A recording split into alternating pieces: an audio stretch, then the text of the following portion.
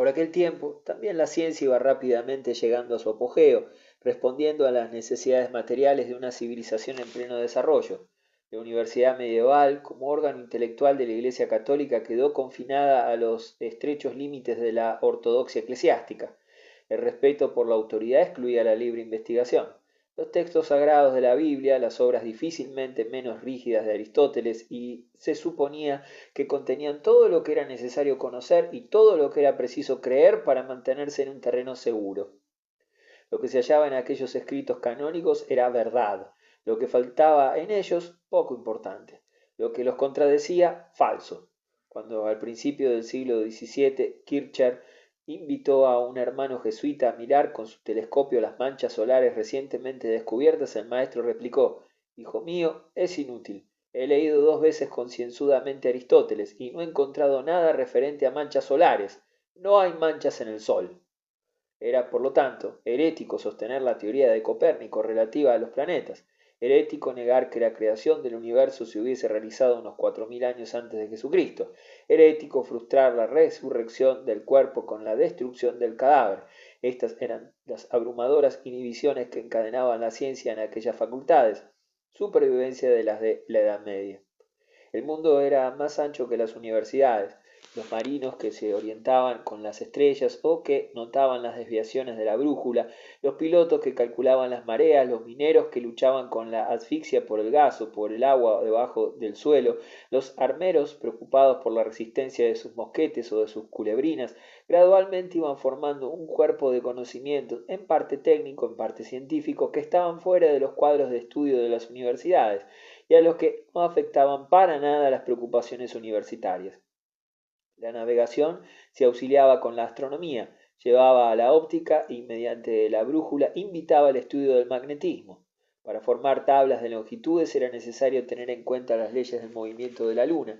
Para determinar la latitud se necesitaba una carta de los cuerpos celestes. En vista de la lucha secular del mar con la tierra en los Países Bajos, es natural que la primera cronología científica de los mares, 1590, haya sido obra de un ingeniero holandés, Stevin. Como el arte de la guerra fue dependiendo cada vez más de la artillería, la minería del hierro y del cobre recibió un nuevo impulso con consecuencias de importancia cada vez mayor. La minería es el prolífico padre de la ciencia y de la tecnología. Ya en el siglo XVII se había comprendido que un ingeniero de minas culto debe conocer la triangulación y la geometría euclidiana, el uso de la brújula y la construcción de los aparatos de ventilación y de las bombas de extracción. Se le planteaban problemas de aerostática, de hidrodinámica, de mecánica. Asimismo, la seguridad del minero y el rendimiento de la mina dependían de las leyes de la ciencia física. Poco menos importante era la corriente de pensamiento y de descubrimiento científico que se inauguró con los nuevos desarrollos del arte de la guerra. Ya en 1537, Tartaglia trabajaba en el estudio de la trayectoria de las balas. Los problemas más profundos de la física eran planteados por la balística, como el de la trayectoria de una bala en el vacío, el de la resistencia del aire a una bala que pasaba por él, el de la libre caída de los cuerpos bajo la influencia de la gravedad. Es significativo que Galileo empieza sus demostraciones matemáticas con un elogio del arsenal de Florencia, el teatro de tanta actividad y el depósito de tanto material aprovechable para la ciencia. Entretanto, se debilitaba la fuerza de los antiguos contrafuertes que se oponían al nuevo conocimiento con las convulsiones religiosas y políticas de la época. Europa no se hallaba unida en una sola fe. La monarquía no era inatacable. El descubrimiento revolucionario e incitante de la verdadera naturaleza de la corteza de la tierra había creado un ambiente favorable a las innovaciones intelectuales y menospreciador de la tradición escolástica.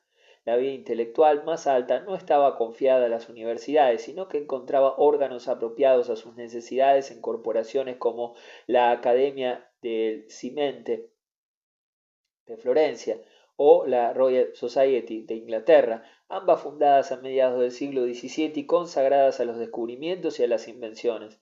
Provare e reprobare era el lema de los florentinos y nullius et in verba el de los ingleses, y estos lemas demostraban que el verdadero espíritu de la ciencia, que se había perdido para Europa desde la decadencia de las ciudades repúblicas griegas, volvía ahora a su verdadero terreno entre las naciones latinas y germánicas. El siglo XVII presenció la producción de Hamlet y de Tartufo, de El paraíso perdido y de Los Principia de Newton. Fue la época de Rembrandt y de Rubens, de Van Dyck y de Holbein, de Ruysdael y de Frans Hals. Escuchó las primeras notas de la ópera italiana, sintió por primera vez la emoción de la música de Purcell y del violín de Stradivarius, dio la brújula y el barómetro al marino, el telescopio y el microscopio al hombre de ciencia, la quinina procedente de América y el termómetro al médico, la escopeta al deportista. La comodidad de la vida diaria se enriqueció con la invención del reloj de bolsillo y el de pared, y la glotonería perdió parte de su grosería con la popularización del tenedor. Fue una época de creciente riqueza y de comercio, que cada vez era mayor, de cosas de lujo. El siglo de los puritanos y de los jansenistas se fue señalando por el descubrimiento de los helados y del champán, por la importación todavía más beneficiosa del café y del té, y por la introducción de las velas de cera, la más hermosa de todas las formas de iluminación en los magníficos salones de Versalles. El primer jardinero profesional, el primer estadístico, la primera mujer que siguió su carrera en las tablas, pertenecen a la última parte del siglo XVII. Con todo, la época que manifestó su energía en estas y otras innovaciones afortunadas, como la iluminación de las calles, los seguros marítimos, el correo de Londres con la tarifa de un penique, fue, a pesar de su compleja y avanzada civilización, un período de guerras casi no interrumpidas. En la política que las provocó y en los arreglos que las terminaron, poco se tuvo en cuenta la opinión pública. La democracia no estaba todavía educada ni organizada. Los periódicos impresos se hallaban en su infancia. Después de los disturbios de la Fronde y de la Gran Rebelión, el continente europeo se volvió hacia gobiernos que se convirtieron en autocráticos en medida creciente, como buscando la seguridad. En la ciencia y en el arte del despotismo hereditario, Luis XIV dio un ejemplo demasiado impresionante para que Escandinavia y Alemania lo resistiesen. A pesar de todo, y a pesar de la continua guerra, la Europa del siglo XVII se sentía algo compacta. El sentido de una común civilización y de un interés común europeo en el mantenimiento del equilibrio de poder era demasiado fuerte para ser ofuscado por las actividades veraniegas de pequeños y heterogéneos ejércitos mercenarios. 9 grandes congresos diplomáticos, empezando con Westfalia y terminando con Utrecht, atestiguan la fuerza creciente de la acción internacional y de la desaparición de la etapa de la historia europea en que el oficio de mediador entre los pueblos cristianos y por general consentimiento se reconocía que pertenecía al Papa. Hay que hacer notar también que las guerras contra Francia que llenan el reinado de Luis XIV de ningún modo representan un antagonismo contra la cultura francesa. El prestigio intelectual y social de la monarquía de Francia, lejos de rebajarse a la vista de sus adversarios con las ambiciones marciales de Luis XIV, recibió de ellas un nuevo lustre. Porque media Europa estuviese coaligada contra la monarquía francesa, no se leían menos libros franceses, ni se honraba menos a la ciencia francesa, ni las modas francesas eran menos seguidas. La civilización francesa, ilustrada por la brillantez y la erudición del estilo de sus escritores, dominaba en todas partes y marcaba la ley a todos los grupos sociales que aspiraban al menor tinte de cultura, desde la frontera de Rusia al Océano Atlántico. Nada marca mejor la diferencia entre las guerras reales de aquella época y las luchas nacionales de la nuestra que la continuación de la hegemonía de Francia, a pesar de la ruda oposición política que provocó con las ambiciones dominadoras de su soberano. Capítulo 22. El siglo XVIII en Inglaterra y en Francia. La Revolución Inglesa de 1688, seguida y confirmada por la ascensión de la dinastía hanoveriana, ejerció una gran influencia en el pensamiento europeo. El espectáculo de una revolución llevada a cabo sin derramamiento de sangre y que no afectó ninguno de los males que se creían consubstanciales con los gobiernos populares, desde los trastornos infortunados de 1648, de una revolución que produjo tan palpables beneficios como la tolerancia religiosa, la libertad de prensa y el gobierno parlamentario, creó un sentimiento de sorpresa y de admiración verdaderamente general. Inglaterra, a pesar de su revolución, se hallaba más rica y fuerte que nunca. Por tierra y por mar había sido el espíritu dominante de la gran alianza que había tenido en jaque a Luis XIV. Podía hacer la guerra y concluir la paz, así como pasar por la delicada operación de un cambio de dinastía sin interiores convulsiones. Además, había fortalecido enormemente su situación doméstica con la unión con Escocia en 1707. Si alguna vez Los acontecimientos han vindicado una filosofía. Esto sucedió con la Wright, que servía de base a la Revolución Inglesa.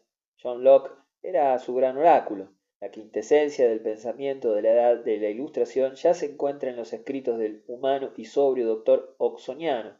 La teoría de que las ideas no son innatas, sino que reflejan las impresiones de los sentidos, S.O. Human Understanding, 1690, la de que el gobierno civil se funda en el conocimiento del gobernado, la opinión de que el derecho a la propiedad privada se basa en el trabajo, la doctrina de la tolerancia religiosa y de la educación racional de los jóvenes, de Locke y de su gran contemporáneo, el científico Isaac Newton, así como en grado inferior de Henry St. John, Lord Bolingbroke, todo un cuerpo de doctrina racionalista pasó a Francia, en donde fue adoptada, comentada y desarrollada hasta que, a su luz, muchas de las instituciones consolidadas del país parecieron deleznables, pasadas de moda e indefendibles. El hombre al que se debe principalmente haber popularizado las nuevas ideas inglesas en Francia fue un escritor tan activo como brillante, de gran longevidad y tan influyente que se convirtió en la primera figura de Europa, Voltaire. Resistiendo la tiranía y la desigualdad que prevalecía en su propio país, pues había sido arrojado a la Bastilla sin proceso por haber desafiado a un aristócrata, llegó a Inglaterra en 1726 y vivió allí hasta 1729, presenciando el espectáculo sorprendente de un pueblo libre, despierto y culto. Fue presentado a Pope, leyó a Addison y Swift, Bacon y Locke, Newton y Shakespeare, en sus Lettres sur l'Anglais, publicadas en 1733, explicó a sus compatriotas los rasgos principales de aquella feliz y sorprendente sociedad, en donde todos eran libres de decir o publicar lo que quisiesen, en donde no había tormento ni prisión arbitraria, en donde se permitía florecer sectas religiosas de todas clases y en donde existía una que se denominaba la de los cuáqueros, que tenían el valor de denunciar la guerra como anticristiana. Un inglés escribía: va al cielo por el camino que escoge, no hay allí impuestos arbitrarios. Los nobles o los eclesiásticos no están exentos de pagar ciertas contribuciones. Los campesinos comen pan blanco y van bien vestidos, y no temen aumentar sus ahorros, y que por ello se les aumenten los impuestos al año siguiente. Poco después, 1729-1731, otro gran francés fue a Inglaterra a estudiar a aquellos isleños que tanto podían ser objeto de instrucción. El informe de Montesquieu no fue menos entusiasta. Inglaterra, escribió en sus notas de viaje, es el país más libre del mundo, no exceptúa ninguna otra república, y lo llamó libre porque el soberano, cuya personalidad está controlada y limitada, no tiene derecho a infligir ningún perjuicio imaginable a nadie. En su Espíritu de las Leyes, 1748, una filosofía de la historia que alcanzó una gran popularidad y ejerció profunda influencia, estableció erróneamente que el verdadero secreto de la libertad inglesa consistía en la separación de los poderes ejecutivo, legislativo y judicial. Una señalada característica del movimiento intelectual así inaugurado en Francia fue su activa preocupación por regenerar la sociedad. Las nimiedades de la especulación metafísica no atraían la mente clara y práctica de Voltaire, ni a ninguno de los pensadores franceses de la época voltairiana. La metafísica de Locke y de su discípulo francés Condillac bastaba a su propósito, que era apelar a la razón humana, fría y desapasionadamente, sin predilecciones ni limitaciones teológicas, para remover del hombre.